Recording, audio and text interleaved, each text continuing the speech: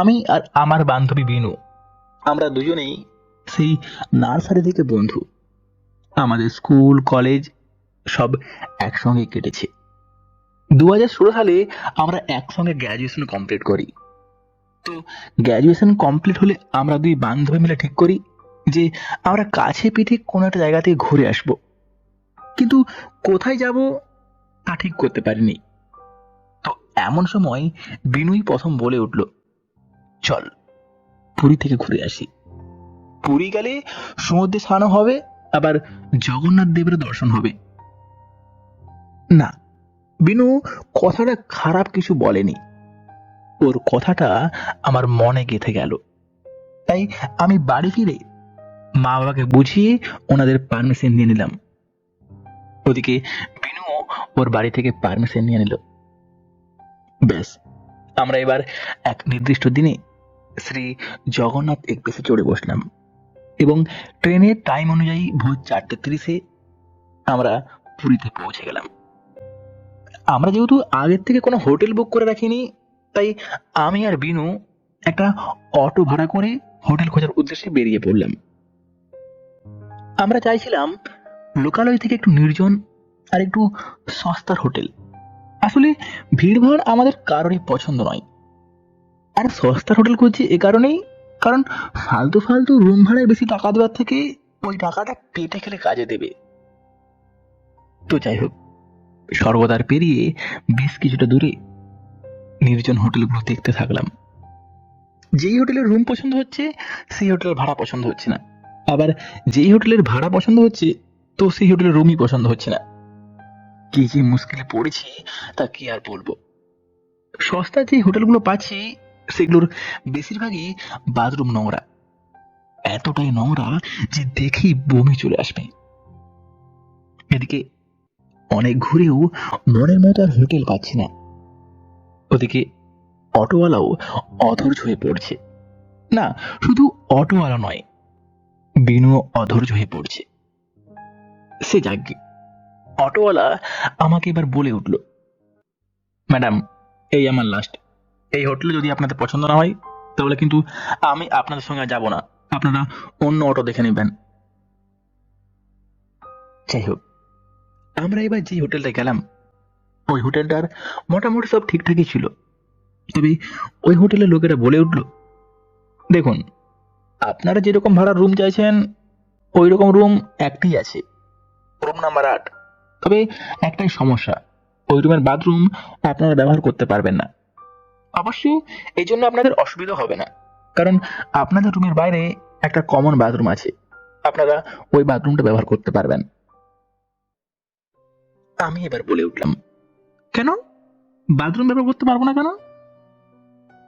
ওনারা আবারও বলে উঠলেন, আসলে ওই বাথরুমটা একটু গোলমাল আছে, জলের লাইনগুলো ভালো কাজ করে না, ওই জন্যই। ওনাদের এমন কথা শুনে আমি আর বিনু নিজেদের মধ্যে একটু আলোচনা করে নিলাম যে আমরা তো এখানে 2-3 দিনই থাকবো, অ্যাটাচ বাথরুম না পেলেও চলে যাবে, কোনো অসুবিধা হবে না। তবে কমন বাথরুমটা আগে একবার দেখে নিতে হবে। তো কথা মতো আমরা এবার সেই কমন বাথরুম আর সেই রুম দুটোই দেখে এলাম। না, দুটোই বেশ পরিষ্কার, তাই আমরা রাজি হয়ে গেলাম। তো অটোওয়ালাকে তার ভাড়া চুকিয়ে আমরা এবার সেই 11 নম্বর রুমে গিয়ে ঢুকলাম। সত্যি রুমটা খুবই বড় আর খুবই সুন্দর। না, শুধু তাই নয়, সমুদ্রের দিকে বড় একটা জানালা আছে, যে জানালাটা খুলে দিলে হু হু করে ঠান্ডা বাতাস আসছে। সত্যি বলতে এত কম ভাড়ায় এত সুন্দর রুম পেয়ে আমরা দুজনেই খুবই খুশি হয়ে উঠলাম। কিন্তু আমরা তখনও এটা বুঝতে পারিনি যে এই রুমটাই আমাদের জীবনে কাল হয়ে আসবে। যাই হোক, খেয়াল করলাম রুমটার বাম দিকে সেই অ্যাটাচ বাথরুমটা। তবে অবাক করার বিষয় হলো এটাই, বাথরুমের দরজায় তালা ঝোলানো। আচ্ছা, জলের লাইন খারাপের সঙ্গে দরজায় তালা দেওয়ার সঙ্গে? না, ব্যাপারটা আমার কাছে কেমন একটা খটকা লাগলো। তাই আমি এবার বিনুকে আমার এই খটকার ব্যাপারে জানালাম। কিন্তু না, ও আমার কোনো কথা পাত্তাই দিল না। উল্টে বলে উঠলো, এইসব বাদ দে তো, ওদের বাথরুম ওরা যা পারে করুক। আমরা এখানে দুদিনের জন্য এসেছি, দুদিন থেকে চলে যাব। অত ওদের ব্যাপারে নাক গলিয়ে লাভ নেই। আমি আবারও বলে উঠলাম, হ্যাঁ মানছি আমরা দুদিনের জন্য এখানে এসেছি, অত ওদের ব্যাপারে নাক গলিয়ে লাভ নেই। কিন্তু তবুও তুই একটা জিনিস ভেবে দেখ, ব্যাপারটা কেমন অদ্ভুত না? বিনু এবার বলে উঠল, শোন, হয়তো দেখবি যে ভিতরে টাইলস মাইলস বসানো নেই, কিংবা বাথরুমটা হয়তো অকেজা হয়ে পড়ে রয়েছে, আর ওই জন্যই হয়তো চাবি দিয়ে রেখেছে। ওইসব বাদ দে, চল ফ্রেশ হয়ে নি, একটু বেরোবো। না, বিনুর কথাগুলো যথেষ্ট যুক্তিসম্মতই লাগলো। তাই আমি ওই ব্যাপারটাকে মাথা থেকে মুছে ফেললাম। যাই হোক, আমরা এবার একে একে ফ্রেশ হয়ে নতুন জামা প্যান্ট পরে সমুদ্রের উদ্দেশ্যে বেরিয়ে পড়লাম। এখানে একটা কথা বলে রাখি, আমরা যেই হোটেলটায় উঠেছিলাম ওই হোটেলটার চারিপাশ খুবই নির্জন। সমুদ্রের শো শো গর্জন ছাড়া আর কোনো আওয়াজই ওখানে শোনা যায় না। দূরে একটা অটো স্ট্যান্ড আছে, লোকালয়ে যেতে হলে ওখান থেকে অটো নিয়ে যেতে হয়। তো যাই হোক, আমরা সি বিচে বেশ কিছুক্ষণ সময় কাটিয়ে আবারও হোটেলে ফিরে এলাম। আসলে জার্নির জন্য খুবই ক্লান্ত লাগছিল, তাই হোটেলে এসে একটু রেস্ট নিয়ে আবারও ওই দুপুর 12টার দিকে বেরিয়ে পড়লাম। তারপর সারা দিন হই হুল্লোড়, খাওয়া দাওয়া, সমুদ্রে স্নান, এমনকি সন্ধেবেলায় সি বিচে আড্ডা, এভাবে বেশ ভালোই কাটলো। তবে সারাদিনের ক্লান্তিতে রাতের বেলা একটু শীঘ্রই খাওয়া দাওয়া করে শুয়ে পড়লাম। ওই দিন এতটাই ক্লান্ত ছিলাম যে শোয়া মাত্রই গভীর ঘুমে আচ্ছন্ন হলাম। কতক্ষণ ঘুমিয়েছিলাম তা সঠিক বলতে পারবো না, তবে হঠাৎই একটা অস্বস্তিতে ঘুমটা আমার ভেঙে গেল। কেন জানি না আমার মনে হচ্ছিল যে ঘরে আরো কেউ একজন আছে, যার হাঁটা চলার আওয়াজ আমি স্পষ্ট শুনতে পেয়েছি। যেই আওয়াজে আমার ঘুমটা ভেঙেছে। তো আমি এবার ধরপড় করে উঠে বসলাম আর বিনুকেও ধাক্কা দিয়ে জাগিয়ে দিলাম। বিনু উঠে বসলো আর বলে উঠল, কি রে, কি হয়েছে, ডাকছিস কেন? আমি এবার ফিস ফিস করে বলে উঠলাম, আস্তে আস্তে ঘরে কেউ একজন ঢুকেছে। বিনুও ফিস ফিস করে বলে উঠল, কে, কোথায়? আমি আবারও বলে উঠলাম, আমি ঘুমের মধ্যে শুনতে পেয়েছি ঘরে কেউ একজন হেঁটে বেড়াচ্ছে। বিনু এবার স্বাভাবিকভাবেই বলে উঠল, ধুর, ঘুমের মধ্যে তুই স্বপ্ন দেখেছিস, ঘরে কেউ ঢুকবে কিভাবে, ঘর তো ভিতর দিক থেকে বন্ধ। সত্যি তুই যে এত ভীতু আগে আমি জানতাম না। আমি আবারও বলে উঠলাম, চুপ চুপ চুপ চুপ, আসতে বল, স্বপ্ন নয়, আমি সত্যি বলছি, বিশ্বাস কর, বিশ্বাস কর আমার কথা, ঘরে কেউ একজন ঢুকেছে। আমার কথাগুলো শুনে বিনু এবার বিশ্বাসে এগিয়ে উঠল। তবে ও আমাকে কিছু বলতে যাবে তার আগেই আমরা দুজনেই চমকে উঠলাম। আমরা শুনতে পেলাম বন্ধ বাথরুমের ভিতর থেকে প্রচন্ড জোরে জল পড়ছে। বন্ধ বাথরুমের ভিতর থেকে জল পড়ছে, এটা কি করে সম্ভব? দরজায় তো এখনো তালা দেওয়া, তাহলে কলটা চালালো কি?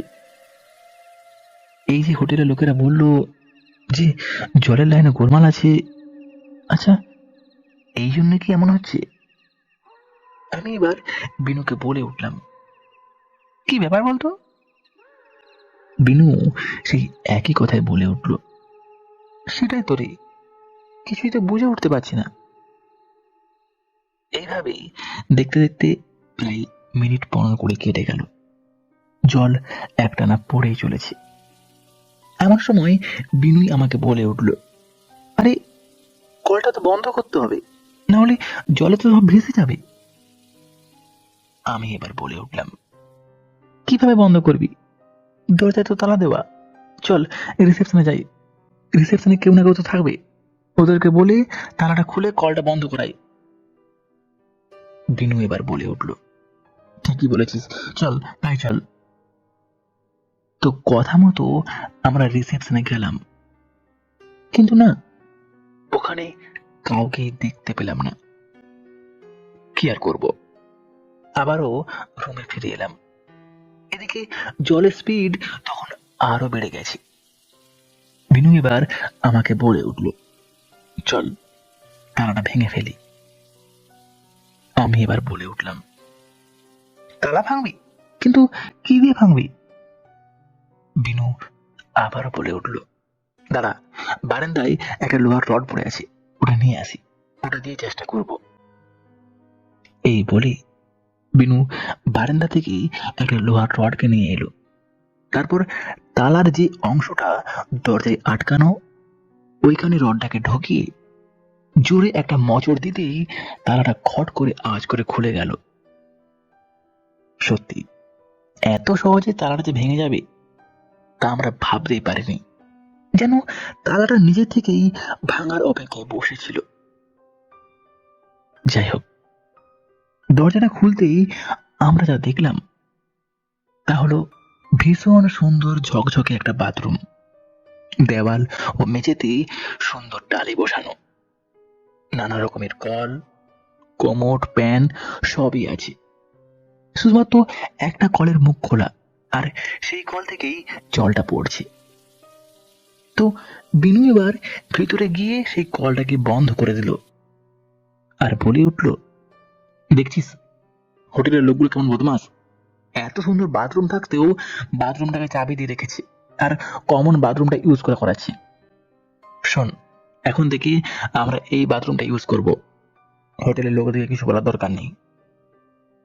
বিনু তো খুবই খুশি, তবে আমার কাছে ব্যাপারটা কেমন অদ্ভুত লাগলো। আমি এবার বিনুকে বলে উঠলাম, আচ্ছা বিনু, তুই একটা জিনিস ভেবে দেখেছিস, এত সুন্দর বাথরুম থাকতেও ওরা কিন্তু দরজায় তালা ঝুলিয়ে রেখেছিল। আচ্ছা, বাথরুমটাকে কেন্দ্র করে কোনো ঘটনা নেই তো? আমার মুখে এমন কথা শুনে বিনু এবার বলে উঠল, যা পারে হয়ে মরুক, আমাদের কিটা, আমরা এখানে দুদিন থাকবো তারপর চলে যাব, অত সব আমাদের দেখে লাভ নেই। এই দুদিন আমরা এই সুন্দর বাথরুমটা ইউজ করব। যা ফ্রেশ হয়ে নিবি, যা, আর ঘুমোতে হবে না, 4:30 বাজছে। হ্যাঁ, ঘড়ির কাঁটায় 4:27, বাইরে আবছা আবছা আলো ফুটতে শুরু করেছে। তাই আর দেরি না করে একে একে ফ্রেশ হয়ে আমরা জগন্নাথ দেবের মন্দিরের উদ্দেশ্যে বেরিয়ে পড়লাম। তারপর সারাটা দিন বিভিন্ন জায়গায় ঘোরাঘুরি ও খাওয়া দাওয়া করে সন্ধ্যে 8টা নাগাদ রুমে ফিরে এলাম। আগের দিনের মতো সেদিনও খুব ক্লান্ত হয়ে পড়েছিলাম, তাই সেই রাতেও তাড়াতাড়ি করে খাওয়া দাওয়া করে শুয়ে পড়লাম। পরদিন আবার কোনারক নন্দনকানন ঘুরতে যাবার কথা। যাই হোক, সেদিনও গভীর ঘুমে তলিয়ে গেছি। কতক্ষণ ঘুমিয়েছি সঠিক জানি না, তবে হঠাৎ করেই আগের রাতের মতো একটা অস্বস্তিতে ঘুমটা ভেঙে গেল। ঘুম থেকে উঠে দেখলাম ঘড়ির কাঁটায় 3:05, পাশে বিনু অঘরে ঘুমাচ্ছে। না, ওকে আর ডাকলাম না, বেচারা ঘুমাচ্ছে, ঘুমা। আমি নিজেই বিছানা থেকে উঠলাম বাথরুম যাবো বলে। তবে বাথরুমের কাছে আসতেই ভূত দেখার মতো চমকে উঠলাম। আমি দেখলাম বিনু বাথরুমের এক কোনায় বসে ভয়ার্ত দৃষ্টিতে দরজার দিকে তাকিয়ে আছে। বিনুকে দেখে আমার হৃৎপিণ্ড বলের মতো লাফিয়ে উঠল। বিনু, বিনু এখানে এলো কোথা থেকে? এই তো, এই তো ওকে দেখে এলাম, ও খাটে শুয়ে আছে। তাহলে তাহলে কে? আতঙ্কে আমার হাত পা জমে বরফ হয়ে যাচ্ছিল। আমি আবারও বিছানার দিকে পেছন ফিরে তাকালাম। হ্যাঁ, এই তো, ও তো এখনো বিছানায় শুয়ে আছে। আমি আর দাঁড়িয়ে থাকতে পারছিলাম না। আমার গলা দিয়েও কোনো আওয়াজ বের হচ্ছিল না। কোন দিকে যাব, কি করব, কিচ্ছু বুঝে উঠতে পারছিলাম না। কোনটা আসল বিনু, কোনটা নকল বিনু, কিচ্ছু বুঝে উঠতে পারছি না। তবুও কোন রকমে তোতলে তোতলে বলে উঠলাম, তুই কে? তু- তুই কি আসল বিনু? বিনু আমাকে ইশারা করে ডাকতে লাগলো। কেন জানি না আমার মনে হচ্ছিল যে এই আসল বিনু, কারণ এর চোখে মুখে আতঙ্কের ছাপ দেখাচ্ছে। আর সবচেয়ে বড় কথা, বিছানায় যে শুয়ে আছে সে তো মাথা নিচু করে উবুড় হয়ে শুয়ে আছে। তার মুখটা তো আমি দেখতে পাচ্ছি না। তাই মনে মনে জয় বজরংবলী, জয় বজরংবলী বলতে বলতে বাথরুমের ভিতর ঢুকলাম। বাথরুমের ভিতর ঢুকতেই বিনু আমাকে চেপে ধরলো। সত্যি বলতে সেই মুহূর্তে আমার যা অবস্থা হয়েছিল, মনে হচ্ছিল যে এই বুঝি আমার হৃৎপিণ্ডটা মুখ দিয়ে বেরিয়ে আসবে। তবে বিনু আমাকে এবার ফিস ফিস করে বলে উঠল, ওখানে যে শুয়ে আছে ওটা আমি নই। আমি এবার বলে উঠলাম, মানে তুই কি বলতে চাইছিস? বিনু আবার বলতে শুরু করলো, কিছুক্ষণ আগে কেমন একটা অস্বস্তিতে ঘুমটা আমার ভেঙে গেল, দমটাও আটকে আসছিল। আর শুধু তাই নয়, ঘরটাও কেমন একটা ভ্যাপসা গরম হয়ে উঠছিল। কিন্তু তুই তখনও ঘুমাচ্ছিস। আমি ভাবলাম তোকে একবার ডাকি, কিন্তু পরক্ষণে আবার এটাও ভাবলাম যে না, তোকে ডেকে আর ডিস্টার্ব করবো না। তুই যখন ঘুমাচ্ছিস ঘুমা। তো আমি মনে মনে ভাবলাম যে যাই, বাথরুমটা সেরে আসি, তারপর না হয় একটু জল টল খেয়ে আবার শুব। তো এই ভেবে আমি বাথরুমে এলাম। বাথরুম টাথরুম সবই সারলাম, বাইরেও বেরালাম। তবে বাইরে বেরোতেই হঠাৎ করে আমার চোখ দুটো বিছানার দিকে চলে গেল। আর বিছানার দিকে চোখ দুটো যেতেই আমি যা দেখলাম তা দেখে হৃৎপিণ্ড আমার গলায় আটকে যাওয়ার জোগাড়। আমি দেখলাম তোর পাশে হুবহু আমার মতো একটি মেয়ে শুয়ে আছে, আর ওর চুলগুলো বিছানার থেকে গড়িয়ে নিচে এসে ঝুলছে। তো এমন ভয়ঙ্কর দৃশ্য দেখে ভয়ে আমার মাথা কাজ করা বন্ধ করে দিয়েছিল। তোকে যে ডাকবো সেই সাহসটাও আমি পাচ্ছিলাম না। তাই তখন থেকে আমি এখানে চুপচাপ বসে আছি। বিনুর মুখে এই সমস্ত কথা শুনে আমি এবার কাঁপা কাঁপা গলায় বলে উঠলাম, বলিস কি রে? আচ্ছা, ওটা কি হতে পারে বলতো? বিনু এবার বলে উঠল, বুঝতে পারছি না, মনে হয় কোনো আত্মা হবে। কেননা একটাই তো দরজা, আর সেটাও তো ভিতর দিক থেকে বন্ধ। তাহলে ঘরের লোক ঢুকবে কিভাবে? আর একটা জিনিস খেয়াল করে দেখেছিস, গতকালও রাত 3টে থেকে 4টের মধ্যে বাথরুমের ঘটনাটা ঘটলো, আর আজও সেই একই সময় এই ঘটনা। শুধু তাই নয়, আর একটা জিনিস খেয়াল করে দেখ, তুই বলছিলি যে গতকাল রাতে তুই কারোর যেন হাঁটার আওয়াজ শুনতে পাচ্ছিলি, আর তোর কেমন একটা অস্বস্তি হচ্ছিল, যে অস্বস্তিতে তোর ঘুমটা ভেঙে গিয়েছিল। আর আজ সেম ঘটনা আমার সাথেই ঘটলো। আমারও একটা অস্বস্তিতে ঘুমটা ভেঙে গেল। আমার কি মনে হয় জানিস, এই বাথরুমটাতে কোনো কিছু গোলমাল আছে। আর এই জন্যই ওই হোটেল কর্তৃপক্ষ বাথরুমটাকে চাবি দিয়ে রেখেছিল। তুই একটা জিনিস খেয়াল করে দেখ না, ওরা তো আমাদেরকে মিথ্যে বলেছে।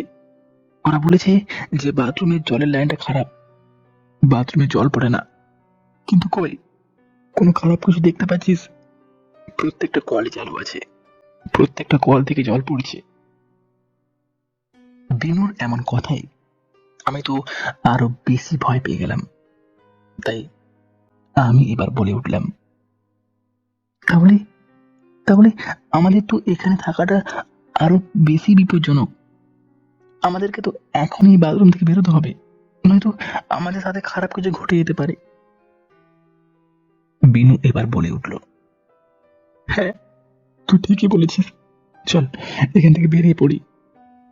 এই বলে আমরা এবার দুজনের হাত ধরাধরি করে জয় বজরংবলী, জয় বজরংবলী বলতে বলতে বাইরে বেরিয়ে এলাম।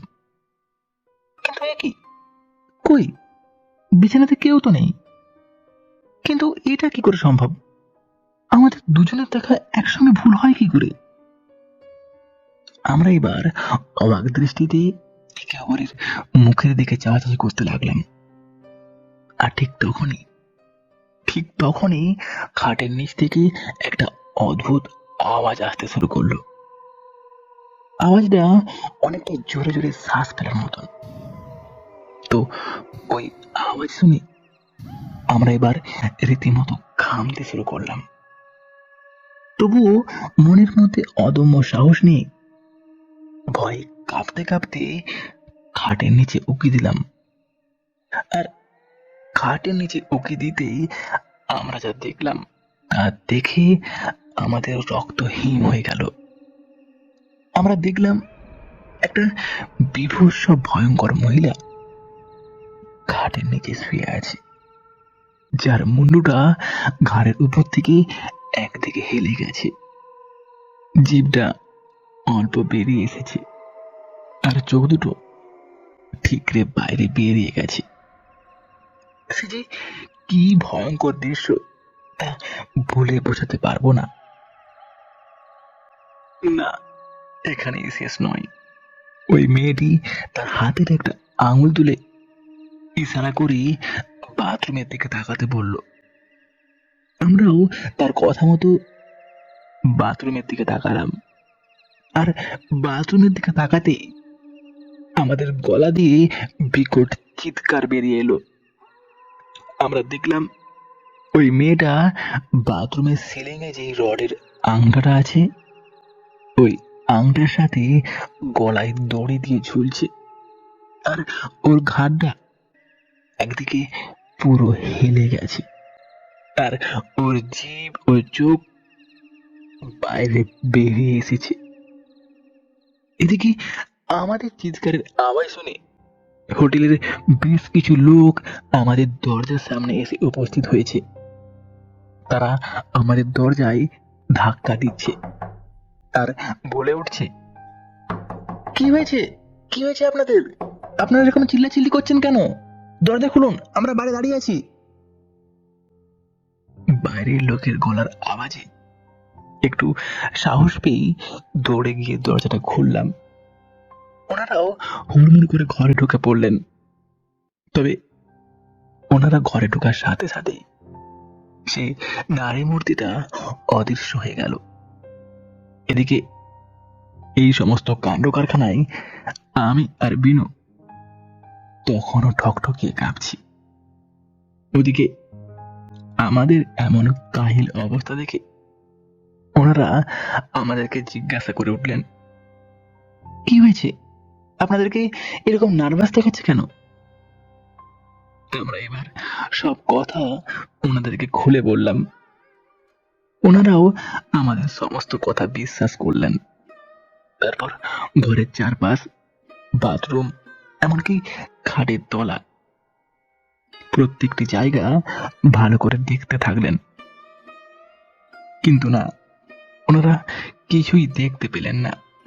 অবশ্য দেখতে না পাওয়াটাই স্বাভাবিক, কারণ তখন সেই আত্মা সেখানে উপস্থিত ছিল না। যাই হোক, ওনারা কিছু দেখতে না পেলেও আমাদের কথাবার্তা ও হাবভাব দেখে ওনারা আমাদের সব কথা বিশ্বাস করলেন। তাই ওনারা সবাই আমাদের সঙ্গে রিসেপশনে গেলেন। রিসেপশনে গিয়ে ম্যানেজার ম্যানেজার করে চিল্লাচিল্লি করতেই পাশের একটি রুম থেকে ম্যানেজার সমেত বেশ কয়েকজন বেরিয়ে এলেন। ওনারা বেরিয়ে এলে আমাদের সঙ্গে যারা এসেছেন তাদের মধ্যে বেশ কয়েকজন ওনাদেরকে তো মারার উপক্রম, যেন এই মারি তো এই মারি। আমরাই ওনাদেরকে আটকালাম। আর সেই হোটেলের ম্যানেজারকে বলে উঠলাম, আচ্ছা দাদা, আমরা তো আপনার বোনের বয়সী, আর যদি আমরা আপনার নিজের বোন হতাম তাহলে পারতেন পারতেন আমাদের সঙ্গে এমনটা করতে, আমাদেরকে ওই ঘরে রাখতে? সত্যি করে বলুন তো, ওই রুমের ইতিহাসটা কি? কেন আপনারা ওই রুমের বাথরুমটাকে চাবি দিয়ে রেখেছিলেন? ম্যানেজার এবার মিনমিন করে বলতে শুরু করলেন, দেখুন, আমি তো ওই রুমটা আপনাদেরকে দিতে চাইনি। আপনারাই তো সস্তা রুম করে চাপ দিচ্ছিলেন, তাই বাধ্য হয়ে আপনাদেরকে ওই রুমটা দিলাম। ভাবলাম বাথরুমের দরজাটা বন্ধ থাকলে কোনো সমস্যা হবে না, কিন্তু দরজা বন্ধ থাকার পরেও যে এমন সমস্যা হবে তা আর কি করে বুঝবো? বিনু এবার বলে উঠল, ব্যাপারটা কি একটু ঝেড়ে কাশুন। ম্যানেজার আবারও বলতে শুরু করলেন, আসলে আজ থেকে 2 বছর আগে আপনাদের বয়সী একটি মেয়ে ও একটি ছেলে ওই রুমটা ভাড়া নিয়েছিল। তারা নিজেদেরকে স্বামী স্ত্রী হিসাবে পরিচয় দিয়েছিল। নিজেদের মধ্যে কি নিয়ে ঝামেলা হলো কে জানে, পরদিন মেয়েটাকে বাথরুমে ঝোলানো অবস্থায় পাওয়া গেল। আসলে ওরা একদিনের জন্যই হোটেলটা বুক করেছিল, পরদিন ওদের চেক আউটের কথা, কিন্তু না, পরদিন ওদের চেক আউটের টাইম পেরিয়ে গেল, ওরা কেউই আসেনি। ওরা রুম নেওয়ার সময় রেজিস্ট্রেশন খাতায় যেই মোবাইল নাম্বারটা দিয়েছিল, সেই মোবাইল নাম্বারেও আমরা বেশ কয়েকবার যোগাযোগ করার চেষ্টা করলাম, কিন্তু না, সেই মোবাইল নাম্বারটাও সুইচ অফ। ওদিকে রুমের বাইরে তালা দেওয়া। অবশ্য প্রত্যেকটা রুমের ডুপ্লিকেট চাবি আমাদের কাছে থাকে, তো আমরা সেই চাবি দিয়েই ভিতরে ঢুকলাম। আর ভিতরে ঢুকে যা দেখলাম তা হলো পুরো রুম তছনছ হয়ে আছে। মহিলাটির কয়েকটি শাড়ি ও টুকটাক জিনিসপত্র এদিক সেদিক ছড়িয়ে ছিটিয়ে আছে, আর বাথরুমের কাছে কিছু রক্ত পড়ে আছে। তো এই রক্ত দেখে আমরা এবার সেই বাথরুমের দরজার কাছে যাই, আর বাথরুমের দরজার কাছে যেতেই আমরা যা দেখলাম তা দেখে আমাদের রীতিমতো ঘাম ছুটতে শুরু করলো। আমরা দেখলাম সেই মেয়েটি বাথরুমের সিলিং এ যে রডের আংটাটা আছে, ওই আংটাই গলায় দড়ি দিয়ে ঝুলছে। থানা পুলিশ অনেক কিছুই করেছিলাম, কিন্তু না, ছেলেটাকে আর খুঁজে পেলাম না। আসলে ওদের দেওয়া আধার কার্ডের জেরক্স, ফোন নাম্বার সবই ডুপ্লিকেট ছিল, তাই ওদের খোঁজ আর পাওয়া গেল না। তবে আরেকটা অবাক করার বিষয় হলো এটাই, আজও পর্যন্ত ওই মেয়ের খোঁজ নিতে আমাদের হোটেলে কেউ আসেনি। হয়তো মেয়েটা বাড়িতে না বলে এসেছিল, তাই হয়তো আজও ওই মেয়ের বাড়ির লোক তাদের মেয়ের সন্ধান পায়নি। তাদের বাড়ির লোক হয়তো আজও এটাই ভাবে যে তাদের মেয়ে কোনো ছেলের সঙ্গে পালিয়ে গিয়ে দূরে কোথাও হয়তো সংসার করছে, কিন্তু তারা আজও জানে না যে তাদের মেয়ে আর এই পৃথিবীতে নেই। তবে হ্যাঁ, ওই মেয়ের আত্মা আজও পর্যন্ত কারো কোনো ক্ষতি করেনি, কেননা আপনারা ছাড়াও এর আগে অনেকেই ওই রুমটাতে রাত কাটিয়েছে। আমাদের হোটেলের অনেক স্টাফও ওই রুমটাতে রাত কাটিয়েছে। প্রত্যেকেই বিভিন্ন রকম ভৌতিক অভিজ্ঞতার সম্মুখীন হয়েছে, কিন্তু কারোরই কোনো ক্ষতি হয়নি। আমার মনে হয় ওই আত্মা তার নিজের পরিচয় জানিয়ে দোষীকে খুঁজতে চাই, হয়তো সে দোষীকে শাস্তি দিয়ে নিজে মুক্তি পেতে চাই, আর এই জন্যই হয়তো সে সবাইকে দেখা দেয়। যদিও এটা পুরোটাই আমার ধারণা। আর হ্যাঁ, আমরা ওই রুম অনেকদিন থেকেই বন্ধ করে রেখেছি। আসলে ওই ঘটনার পর থেকে যারাই ওই রুমে থেকেছে তারাই আমাদের কাছে কমপ্লেন করেছে, তাই আমরা ওই রুমটা আর কাউকে ভাড়া দিই না। কিন্তু কি আর করব, আপনারা সস্তা রুম করে এমন চাপ দিচ্ছিলেন যে বাধ্য হয়েই ওই রুমটা আপনাদেরকে দিতে হলো। বোন, তোমরা আমায় ক্ষমা করে দিও, আমার সত্যি এরকমটা করা উচিত হয়নি, আমি খুবই লজ্জিত। তোমরা এক কাজ করো, আজকে একটু পরেই দোতলায় একটা নতুন রুম খালি হবে, তোমরা ওই রুমটায় চলে যাও। আর হ্যাঁ, তোমাদেরকে কোনো বাড়তি টাকা পয়সা দিতে হবে না, তোমরা যে টাকাটা জমা করেছো ফিরে যাওয়ার সময় ওই টাকাটাও ফেরত নিয়ে যাও। না, আমরা আর ওই হোটেলে থাকলাম না। আমরা আমাদের সমস্ত লাগেজপত্র নিয়ে ওই দিনই অন্য এক হোটেলে গিয়ে উঠলাম। অবশ্য আমরা যখন ওই হোটেল থেকে বেরিয়ে আসি, তখন ওই হোটেলের ম্যানেজার আমাদেরকে আমাদের পুরো ভাড়া ফিরিয়ে দিয়েছিল। আর হ্যাঁ, আমরা নতুন যে হোটেলে উঠেছিলাম, ওই হোটেলে আমাদের সাথে আর কোনো ভৌতিক ঘটনা ঘটেনি। আমরা ওই হোটেল থেকেই কোনারক, নন্দনকানন বিভিন্ন সব জায়গায় ঘোরাঘুরি করি, আর পরদিন বাড়ি ফিরে আসি।